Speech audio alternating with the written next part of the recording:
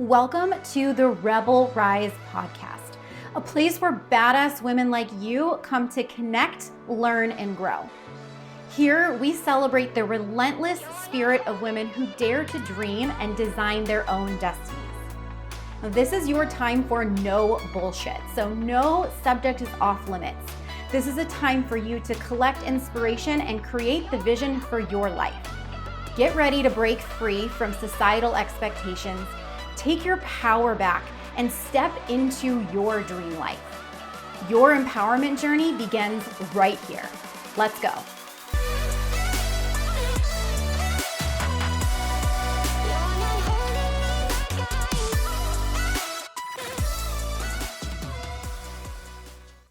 So today on the podcast, we have a very special guest. She is an executive director, business consultant, and keynote speaker.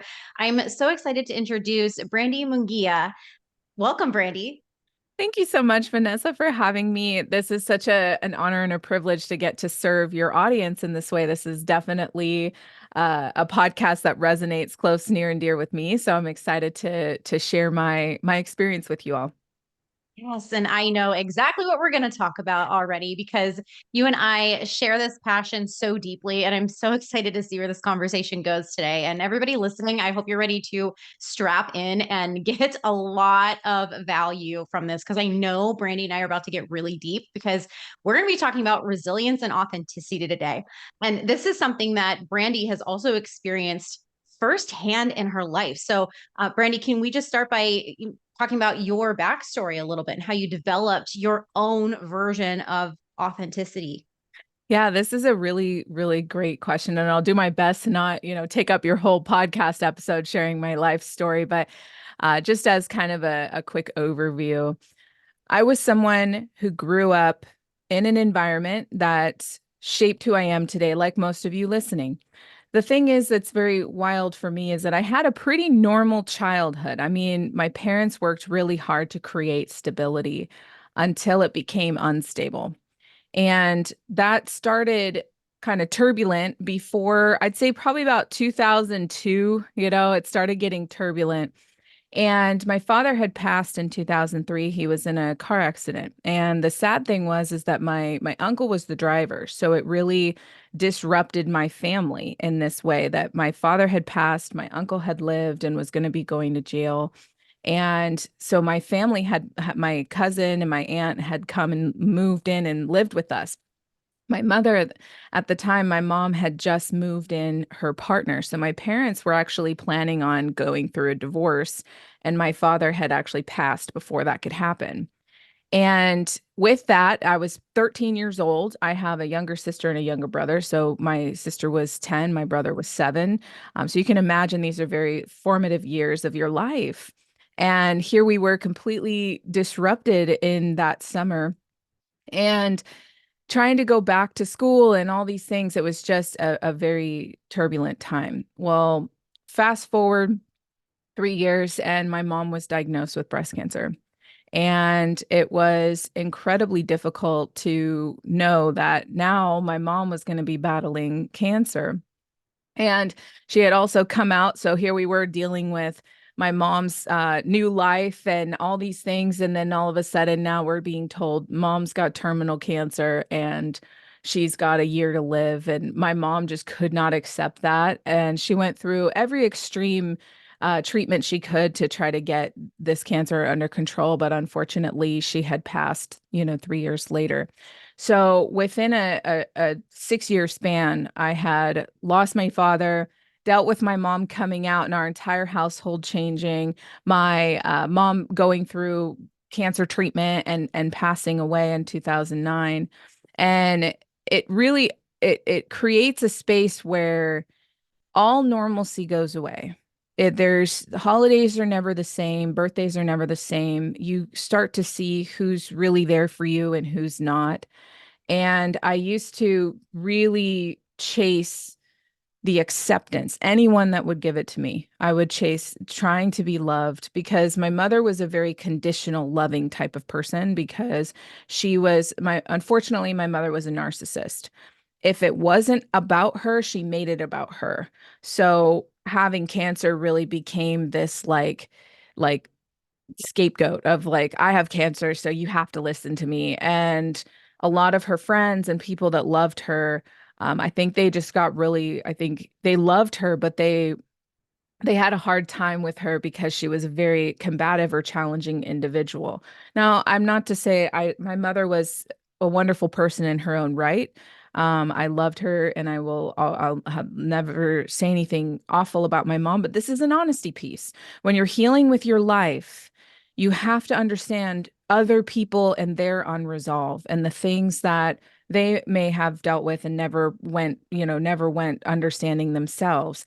And this is where a lot of those patterns and those behaviors that were my people pleasing came into play, was trying to appease the narcissist, right? Trying to get the narcissist to love me no matter what.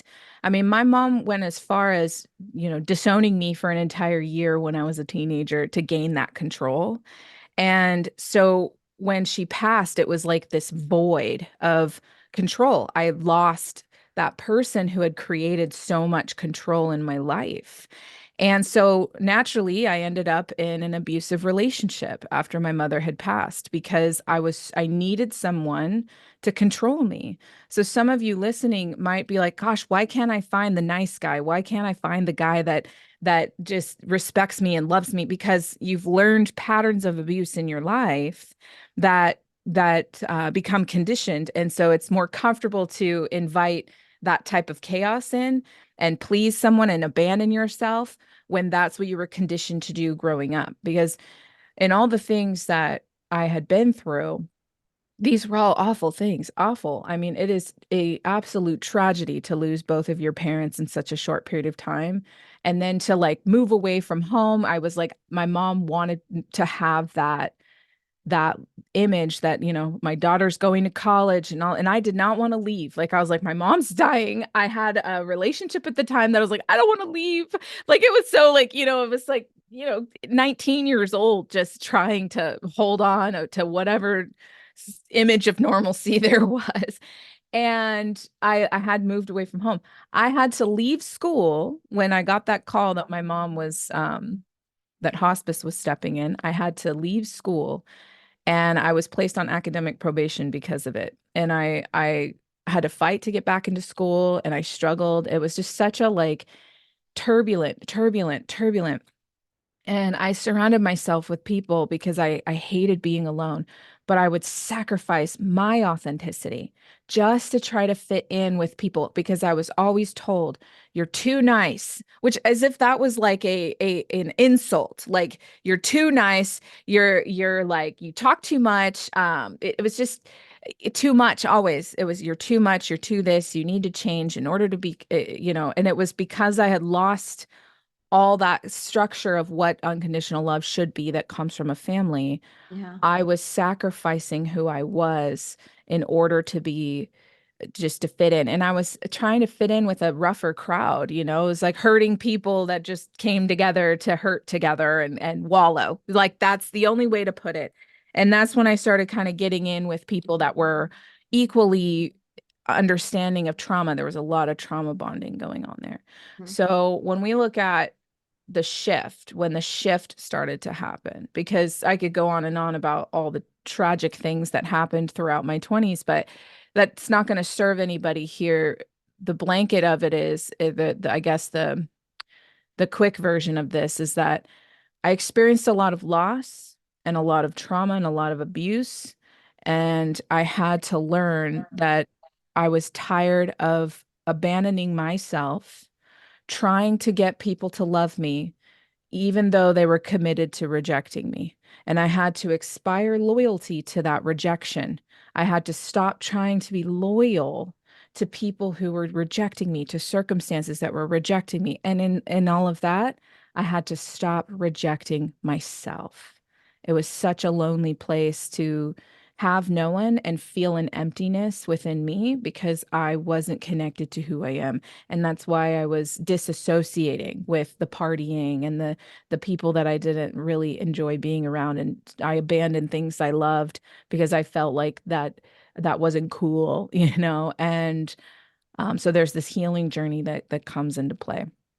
So that's where the turning point begins, is Yeah. the healing journey. But everyone has a life story. Everyone that's listening here, the reason that you're seeking authenticity is because that disconnect you have from yourself.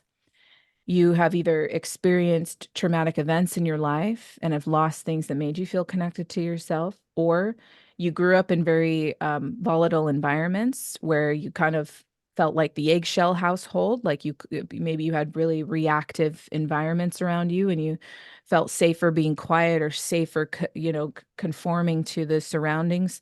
Now that you became the adult, you're starting to feel that void again, but the void is different. The void is, who am I when I've removed myself from environments? Who am I if I choose to remove myself from environments that don't align with me? This Mm. is where the turning points happen. So that's the part that gets nitty gritty, right? It's like it's like when we start asking ourselves, what do I want out of this? I am not my trauma. Is it a part of my life?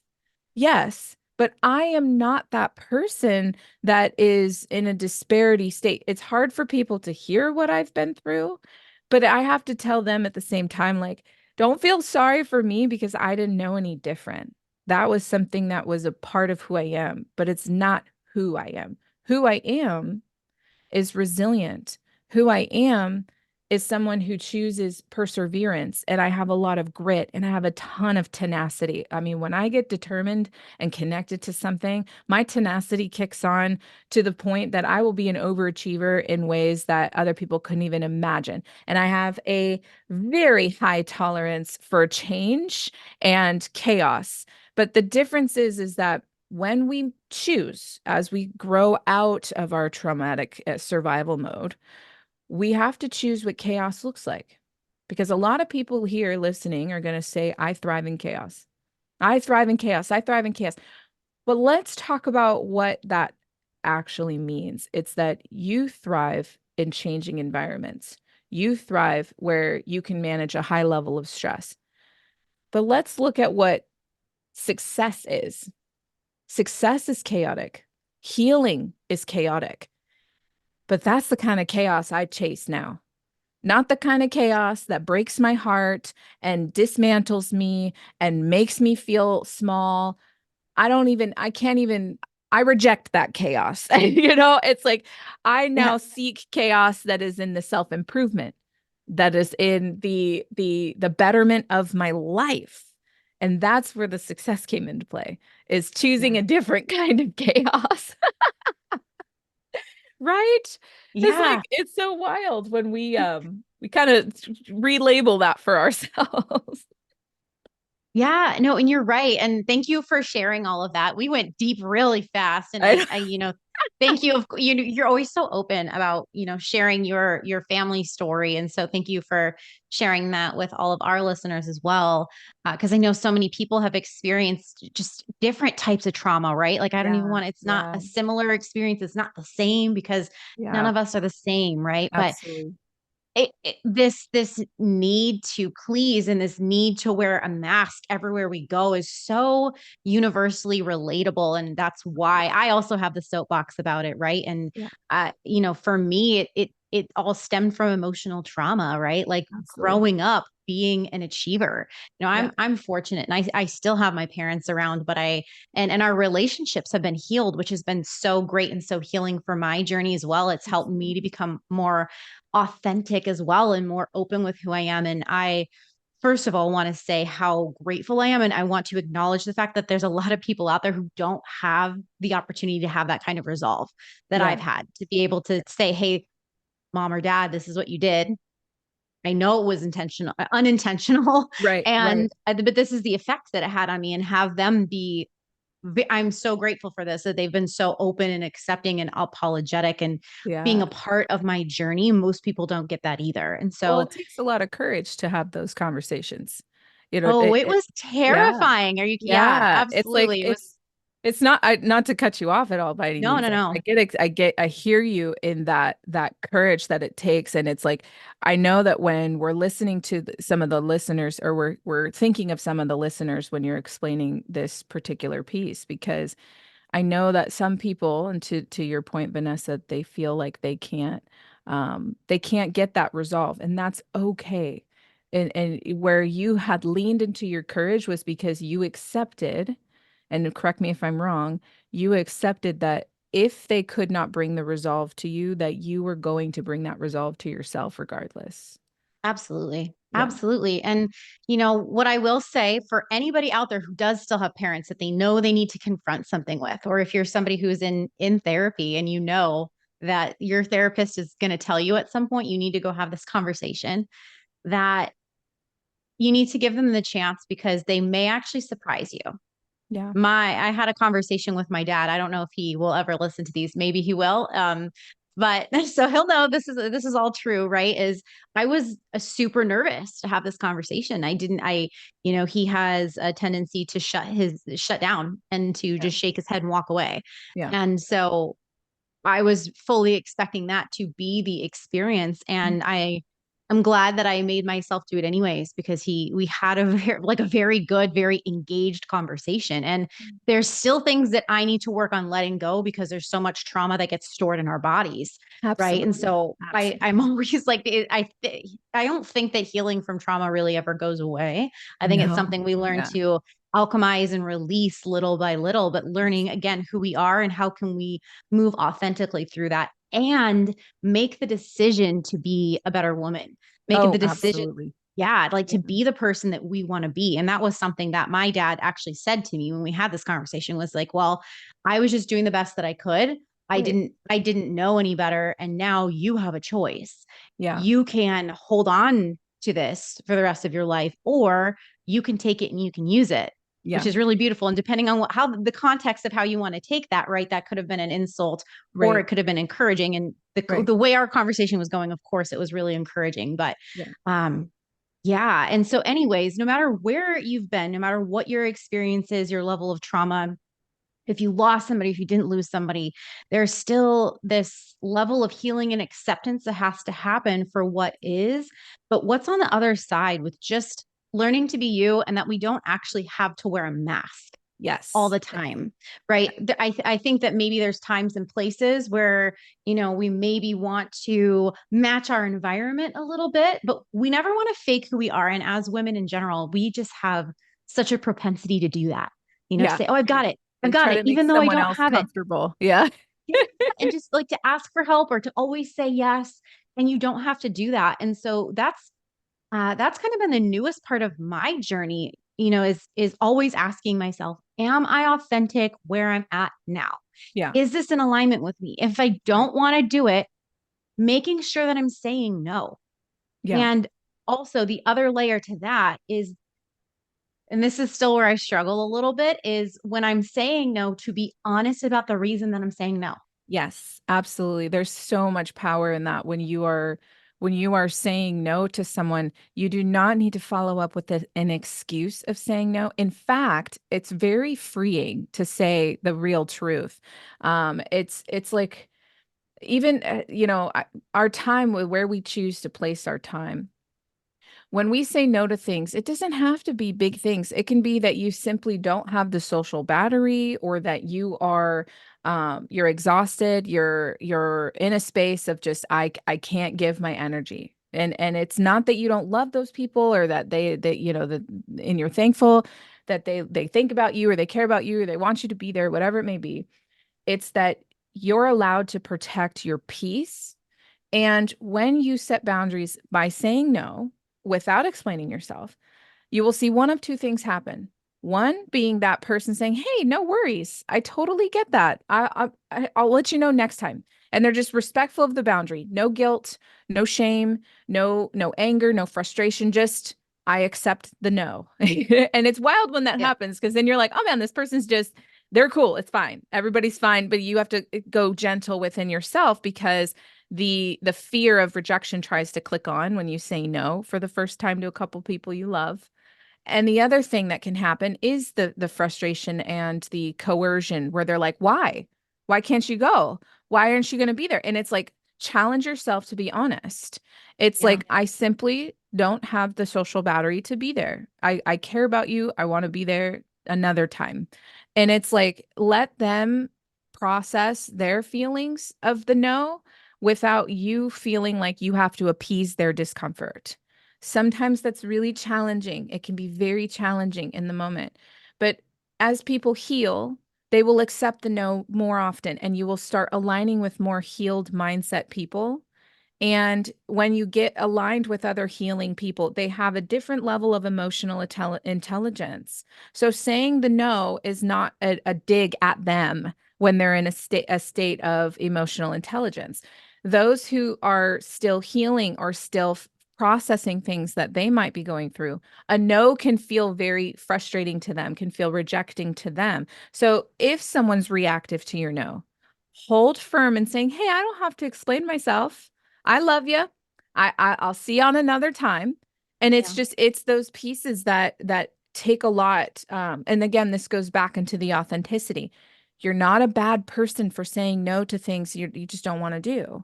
You're not a bad person to saying no to environments you may not want to be in, or again, it goes simply down to the social battery or your energy that day. If you just simply need to recharge, you are not a bad person for that.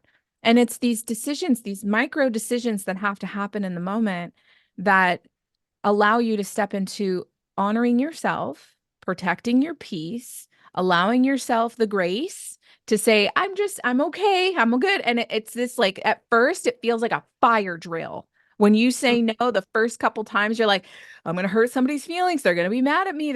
I'm not going to get invited next time. Like, it's like all those things start to rise up, and they're going to feel uncomfortable because you're saying no and convincing yourself that you're not rejecting that other person.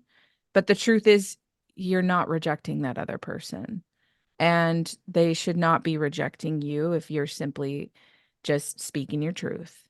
And if they take you out of context, if they misinterpret you, that is on them. And you do not need to chase after them.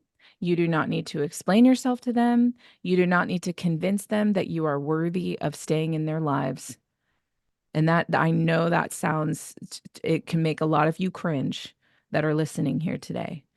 But you will learn very quickly who respects you and who does not. And if they do not respect you, it's because they want a conditional relationship with you. Their relationship is conditional based off of your ability to abandon yourself. So when you start to say no, and they're not used to you saying no, they're used to you dropping everything you're doing, leaving yourself behind to be there for them and save them and sacrifice yourself for them. So when you start to say no to that self-sacrifice, they get angry. They get frustrated because they're like, "You're always there for me. What am I going to do without you?" Now, this is a more extreme case, and this is probably why some of you struggle with saying no, is because you're thinking right now of who that person is that you have a hard time saying no to. And the next time you say no to them is going to start revealing why you need to hold those boundaries with them. I have lost relationships saying no for the better. I have lost relationships because I had to say, "You do not come first in my life anymore." I have a daughter, I have a husband, I have a home, I have a life outside of self-abandonment. And it's when we start saying no to those people, Yeah. gosh, does it feel like your whole world's falling apart, because the relationship was built off the basis of the understanding that you would self-sacrifice in order to keep the relationship, in order to keep the peace, right? That's why we say we chase the let me explain myself. I'm saying no because I I don't feel well today. And Yeah. it's like we Yes. always have to, like, come up with this excuse to try to appease that person's reactive behavior to the no. And so the next time that you know that person has reactive tendencies, let them be reactive and gray rock them. And what gray rocking is being unreactive and saying, "Oh man, sorry you feel that way. That's it." You Mm. see how the pause is so powerful. It's like, "I'm sorry you feel that way. They're expecting you to say, oh, I'm sorry you feel that way. Next time I'll be there. No worries. Like, I just, this is happening today and blah, blah, blah, whatever excuse you have. Yeah. Like, the more you allow yourself to not give excuses, to not chase the person who's rejecting you, and to simply sit with the discomfort of putting yourself first. Okay. It's not selfish. It's not you being a mean person. It's not you being rude. That's one we worry about. I don't want to look Yeah. rude. I don't want Mhm. to I don't want to be mean. It's Yep. you simply holding space for the boundary. It's you simply holding space to protect your peace. And what follows after the no is you just being in your peace. The first couple times you do it, you're going to feel like nauseous. You're going to feel like, oh man, what if they never call me again? But I want you to think of it this way. What if they never call you again? How peaceful would your life actually be when you're not dropping everything that you're doing to go and take care and rescue that person? What would it look like if you weren't disrupting your peace all the time? Maybe it would be better if you said no to that person more. Maybe you would feel calm. You would feel connected to yourself. You would feel better for saying no, just all around emotionally better for saying no. And I know that's a tough conversation. That's why we're having it. It Yeah. makes us cringe to have these conversations. But being authentically you is that you can be kind and loving and still say no. You can be the nicest, most present, most involved individual and still say no. It's who you want to spend your time with that doesn't disrupt the internal peace. And you are not a bad person for starting to expire loyalty to people who do not have positive intent for you. And you are not a bad person for committing to that. I want all of you listening to start asking yourself, the next time you say no to someone, do they really have positive intent for you? Or do they just want to use your love, your kindness, your ability to stabilize situations? Because you can still be the love, the kindness, and stabilize situations and say no to people who do not respect that about you or love that unconditionally about you. That's something that a lot of people struggle with, is that if they say no, will they be actually accepted later? And it's like, let me Yeah. tell you something, sis. You will align with people who will not only accept this about you, but will appreciate this about you and will not abuse that about you.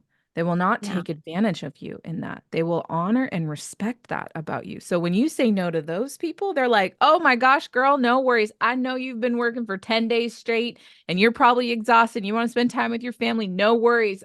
Rain check on the brunch, rain check on getting the kids together. Rain check on hanging out and going. What it doesn't matter. They are not going to guilt you or shame you or make you feel bad for the times that you're like, hey, last minute, I just don't want to go out today. Be honest. I just don't want to go out today. No worries. Not a no worries with an undertone, a genuine no worries. I'll catch you on another time. That Yeah. exists, truly exists. And I'm telling you from experience, it exists. And you start to feel that connectivity to the self more because of aligning with people who are okay with themselves because they don't need you to love them. They love themselves enough. I know that sounds silly, but it's true.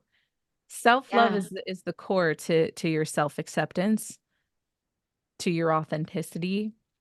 So ask yourself, am I being loving to myself when I say no? Yeah. Yes, you are. You know? So we get all deep dive passionate here because these are things that, and to your point, Vanessa, we are always healing because as we evolve, we start to reveal some of these little hidden pockets in our resistance.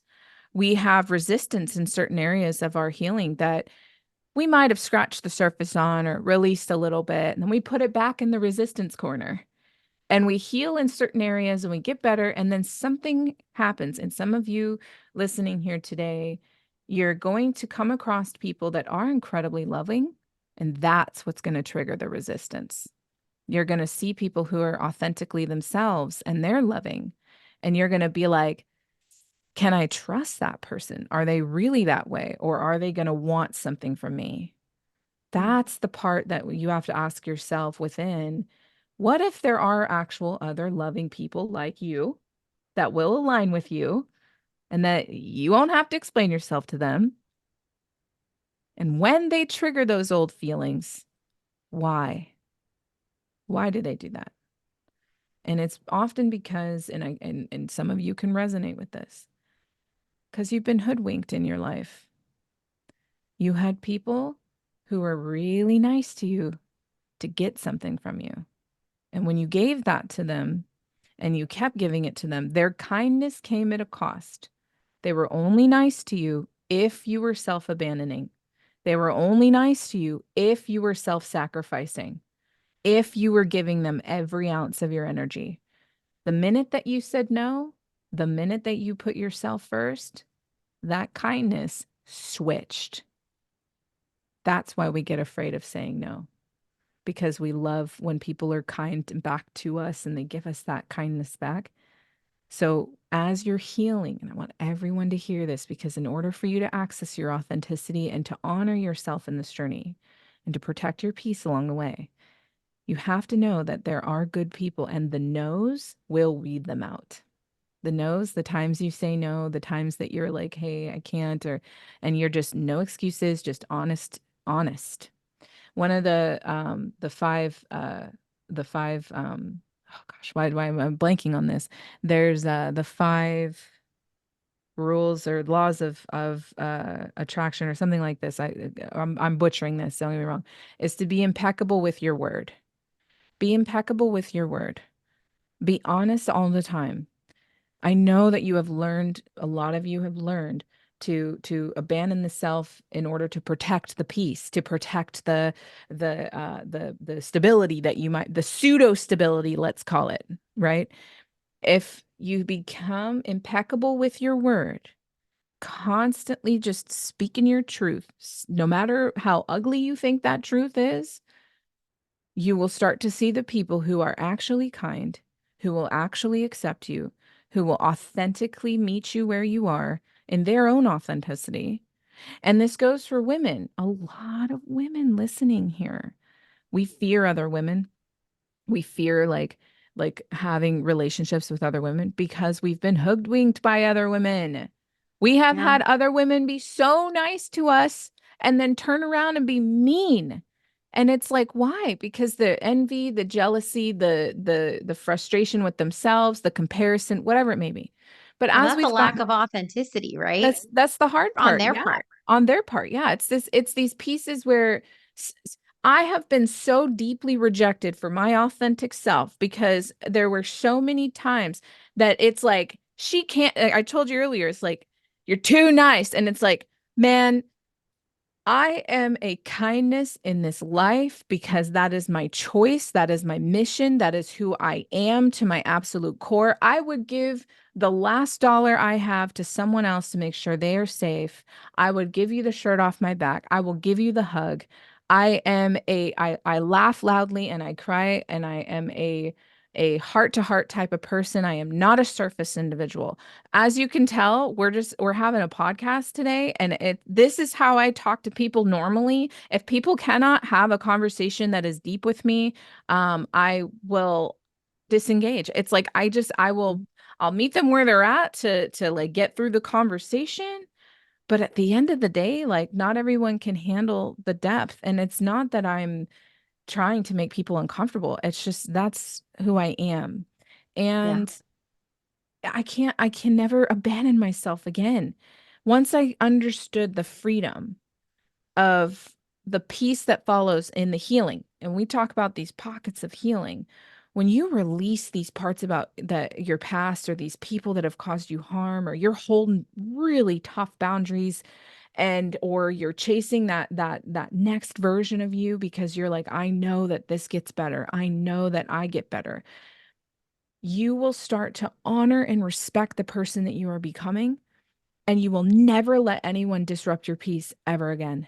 And if someone comes in and tries to disrupt your peace, and you'll feel that little anxiety that lives in the chest when someone rattles you for a second. And then you allow yourself to be like, that person does not get to rattle me. I have so much peace in my life. And the times that I do feel rattled, I allow myself to process why that rattled me. I release the emotion. And sometimes I know we're women and we need those cries. We do.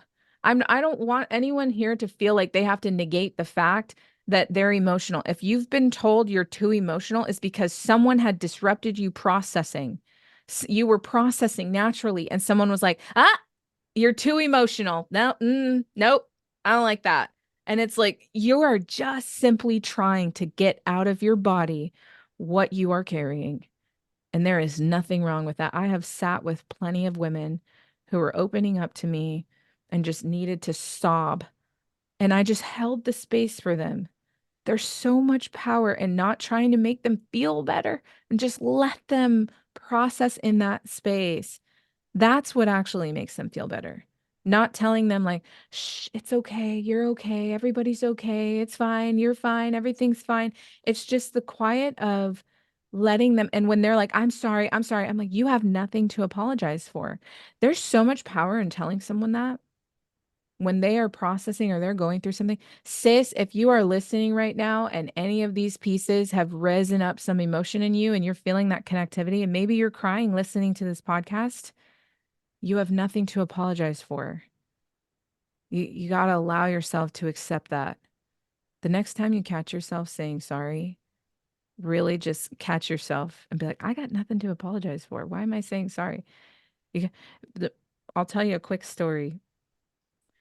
My husband helped me heal in a lot of ways. One, because he respects me, but two is because he just wanted me to love myself the way that he unconditionally loved me. And when we went on a vacation together one time, and my husband in this particular vacation noticed how much I was saying sorry. It was like trying to just having my drink refilled at a restaurant. Oh, sorry, holding my, sorry. If someone walked past me in a doorway, sorry, sorry. If I was in a store and I was smelling a perfume and someone walked up to me, anything I can help you out with? Sorry, sorry, put it down. And my husband, he sat with me. We were sitting on the beach, and he goes, I want you to really realize you have nothing to say sorry for. He goes, I've noticed how much you've said sorry on this vacation to everyone that's simply either there to help you or they're simply walking by. You have nothing to apologize for. And it was so weird because I sat there and he goes, whatever made you think that you had to say sorry for existing? Mm. And that's a powerful piece because a lot of you here probably have that same pattern, saying sorry for just existing. And I sat and I cried and I was like, gosh, like that's so wild. You're calling me out on this. And he goes, I'm not trying to make you cry. I said, no, it's just, you're right. I I didn't realize how much I was apologizing for existing in Mm. space. And so the rest of the vacation, he goes, I'm going to challenge you because you're going to catch yourself a lot now that you're aware of this. He goes, next time you walk past someone, just say, excuse me. The next time someone refills your drink, just say thank you. The next time someone asks you if you need help, just say, yes, I'm looking for this. Thank you. Start using affirming language rather than negating yourself. It's so wild what starts happening when we start saying, just excuse me in a doorway, walking past someone.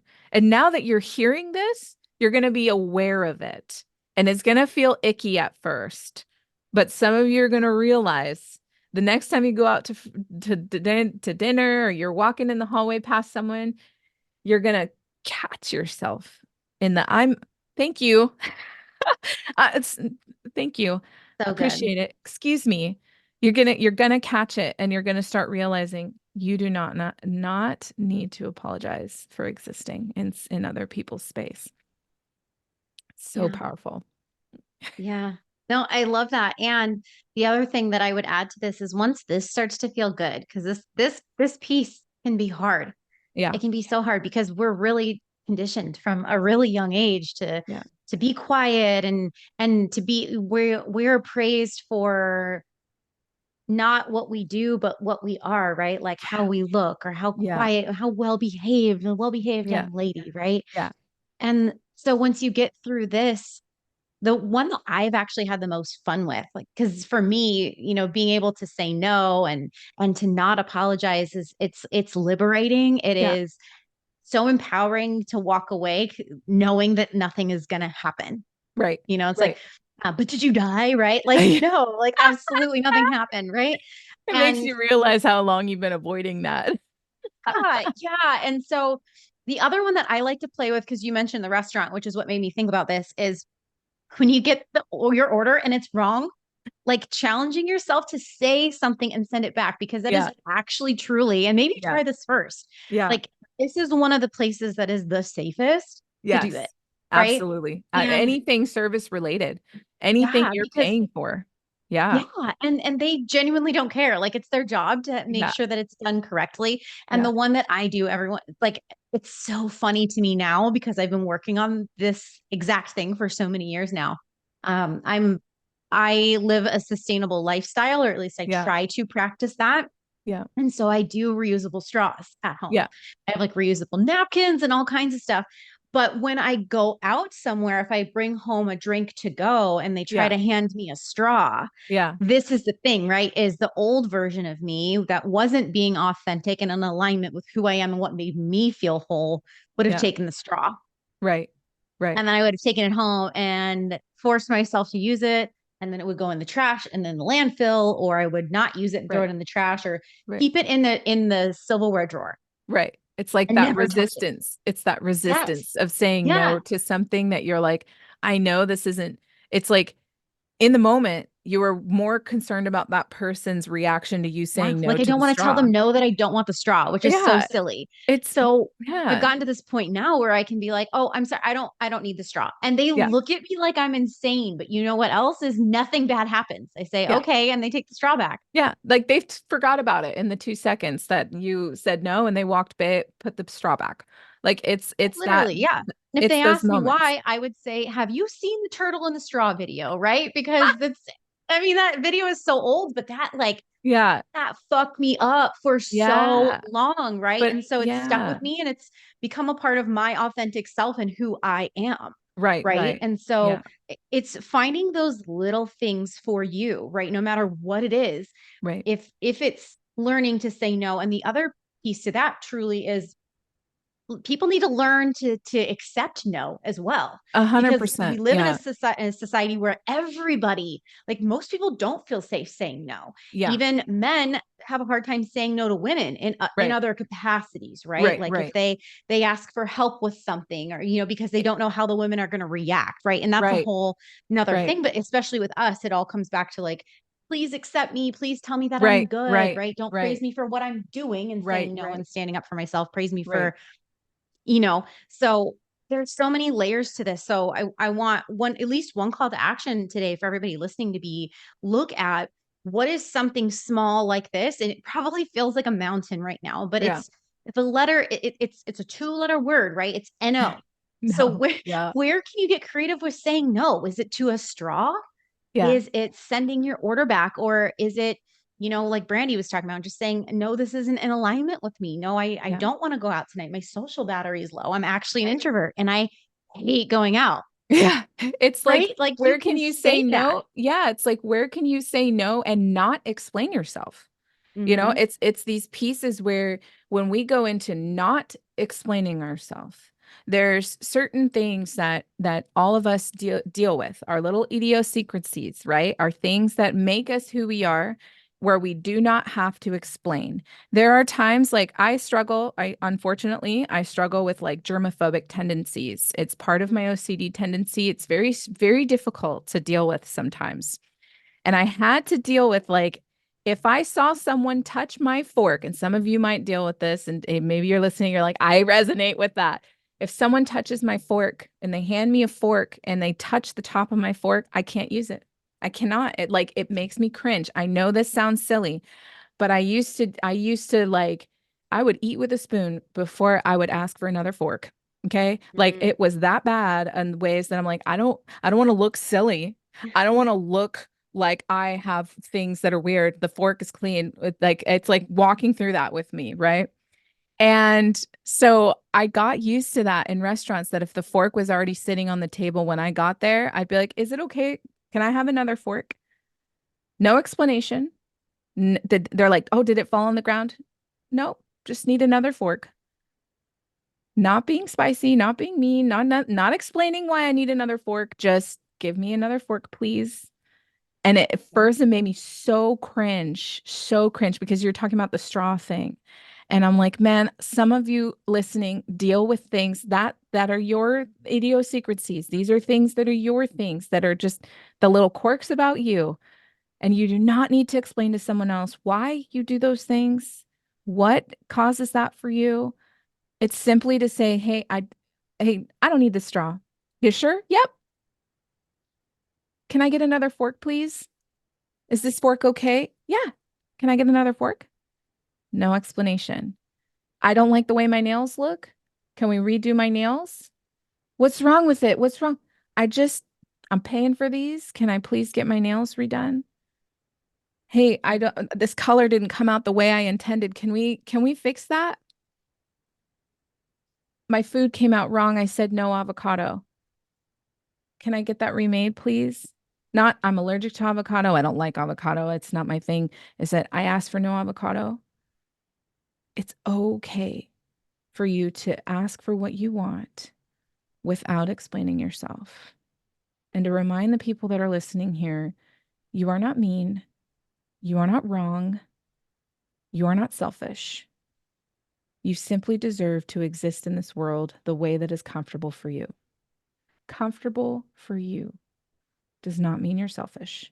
Just means that you're speaking your truths, you're holding space for yourself, you're protecting your peace. Because here's the thing, going back to the straw thing or the fork thing, is that protects your peace. It makes you feel aligned with yourself, what you want for yourself. It protects your peace. And it's not disrupting the peace of someone else to ask for what you want. Yeah. And that's okay. You are not disrupting someone else by holding space or making space for yourself. You got to get Yeah. used to that. Yeah. So good. I love this. So we'll have to do a part two on this for sure. Because there's so many layers to this. But yeah, if you take anything away from today, find something you can say no. And again, without an explanation, and tag the both of us on social media. Yes. Tell us about it. Send us a DM if that's more comfortable. It's okay to Yeah, ease into this, but we would love to celebrate and have an actual conversation with you. Like, we are real absolutely. people. We manage our accounts. We would love to hear from you. Yes. And speaking of that, before we wrap up, Brandi, can you tell everybody how they can get a hold of you if they want to come and cyber stalk you or learn a little bit more of how to be most authentic from you? Yes, when you're out there, you're expiring loyalty to people who don't have positive intent for you. Yeah. You're saying no to people you're healing on your journey, and you want to share that progress. I am here for you. Vanessa's here for you. You can find me on social media. I am on Instagram and Facebook the most, but you can find me under Brandi.Munguia on Instagram. And don't worry, Vanessa will have the spelling of my name when you look at this episode. And you can find me on Facebook. Same thing. It's just facebook.com/Brandi.Munguia. .h3, and that is my Facebook page. And don't ever hesitate to reach out. I love hearing from those of you who are impacted by these types of conversations that are starting to implement and see the results. I have helped thousands of women all over the world, and it never ever ever gets old to hear the positive. It never ever. You will never interrupt my peace. You will actually bring me more joy. I promise you. Don't ever shy away if you're also feeling like, oh, can I message her? Yes, please do. I love, and I will give you that cyber hug. I will hold that space for you. You're absolutely incredible. And just remember, this is from my heart to yours. You're strong enough to do the things that you want so badly for yourself. You are capable of learning these new skills, and you are worthy of the unconditional love and the peace that follows. So love yourself enough to start creating the change by choice. So good. Thank you so much for being here, Brandi. I loved having this conversation with you today. Thank you for having me, Vanessa, and thank you to all the listeners for joining us here today. Thanks for listening to another episode of the Rebel Rise podcast. Be sure to subscribe so you never miss an episode, and invite your friends to join us next week.